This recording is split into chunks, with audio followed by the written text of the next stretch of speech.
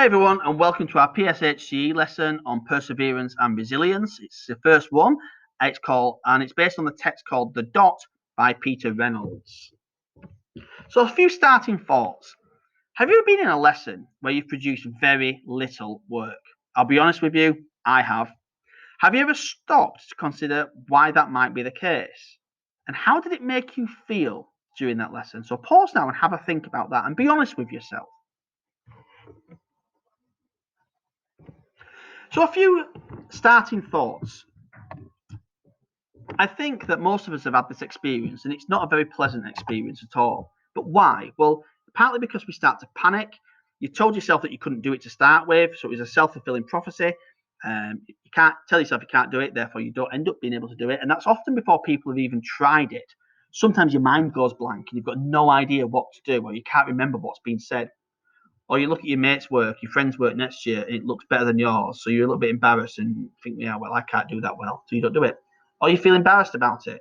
Or simply it was too hard. Or so you thought it was too hard, so you gave up. To be honest with you, there are lots of reasons why many of us have these moments. And as adults, we still have those moments too. So it's not just something that affects children, it affects everybody from time to time in their lives. So, small steps to greatness. Now, the thing is, it's easy to simply just give up and say, I can't do it, it's too hard, I don't get it, I don't understand, and then just not do it. It's very easy to do that. But if everybody gave up things at the first attempt, then the world would be a very different place to what we have now. Not giving up and being able to pick yourself up and carry on is called resilience. So, here's a real world example for you, okay? The quote here is by the US President John F. Kennedy, and he says, "We choose to go to the moon in this decade and do the other things, not because they are easy, but because they are hard." And this is in reference to America being way behind in the space race to the Soviet Union, which is modern day Russia. And it wasn't going very well, so they decided we're going to be the first nation on Earth to send people to the moon, okay? And they started the Saturn V, it was the Apollo moon landing missions, and they had to do all sorts to do this. And it's not an easy thing to achieve and do, and there were lots of setbacks and lots of things that went wrong. Now, if you want to know a little bit more about this speech and the full entirety of this speech, and if you on YouTube, if you search for Moon Speech John F. Kennedy animated, it's a very interesting listen to it. And it shows diagrams and pictures as he's speaking to try to illustrate what he's talking about. It's certainly worth a look at. Another real life example is from this guy here with a post-it note stuck to his head called Spencer Silva. Now, Spencer Silva was an engineer, and he was a guy who actually invented the post-it notes, and he did it by complete accident whilst trying to create a new glue. It wasn't an easy journey, though. His company weren't interested in the glue that he'd made at all. He ended up with they wanted a strong glue to hold things together, and he accidentally invented a tacky glue that could be used over and over and over again. And it was only when his friend Arthur Fry wanted some tacky glue to wanted to use his tacky glue as a bookmark, that all of a sudden this idea came to fruition and the post-it note was invented. And I don't think there are many offices or classrooms in the world that don't have access to post-it notes. Another real-world example is this. It's called WD-40. It's used for loosening up rusty joints and for clearing rust off things. Any idea why it might be called WD-40? Well, that's right, because it took 40 attempts to get it right. So, again, we go back to this notion that not everything we do in life is easy, and not everything that we do in life is straightforward. And there will be setbacks, and there'll be things that go wrong, there'll be things that upset you, things that you really wanted to achieve or that you wanted to get. You know, when you're older, it might be a promotion in a job or whatever else it might be. And you don't always get what you want, and things don't always pan out as you wanted them to be. And this is about not giving up. It's about trying again and again and again and developing that sense of resilience, the ability to be able to pick yourself up and the ability to be able to move on and forward. So what we've got here is a YouTube clip on a story called The Dot. So what I'm going to do is hopefully I will play this into YouTube and you guys then will be able to watch it. So moving on here. Bear with me. I'm going to keep it minimized. Art class was over, but Vashti sat glued to her chair. Her paper was empty. Vashti's teacher leaned over the blank paper. Ah, a polar bear in a snowstorm, she said. Very funny, said Vashti. I just can't draw. Her teacher smiled. Just make a mark and see where it takes you. Vashti grabbed a marker and gave the paper a good, strong jab. There. Her teacher picked up the paper and studied it carefully. She pushed the paper toward Vashti and quietly said, Now sign it. Vashti thought for a moment. Well, maybe I can't draw, but I can sign my name.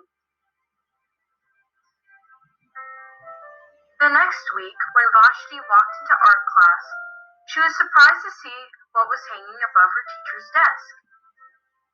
It was the little dot she had drawn, her dot, all framed in swirly gold. I can make a better dot than that. She opened her never-before-used set of watercolors and set to work. Vashti painted and painted. A red dot, a purple dot, a yellow dot, a blue dot. The blue mixed with the yellow. She discovered that she could make a green dot. Vashti kept experimenting. Lots of little dots in many colors. If I can make little dots, I can make big dots too. Vashti splashed her colors with a bigger brush on a bigger paper to make bigger dots. Vashti even made a dot by not painting a dot. At the school art show a few weeks later, Vashti's many dots were quite a splash. Vashti noticed a little boy gazing up at her. You're a really great artist. I wish I could draw, he said. I bet you can, said Vashti. Me? No, not me. I can't draw a straight line with a ruler. Vashti smiled. She handed the boy a blank sheet of paper. Show me. The boy's pencil shook as he drew his line. Vashti stared at the boy's squiggle, and then she said, Sign it.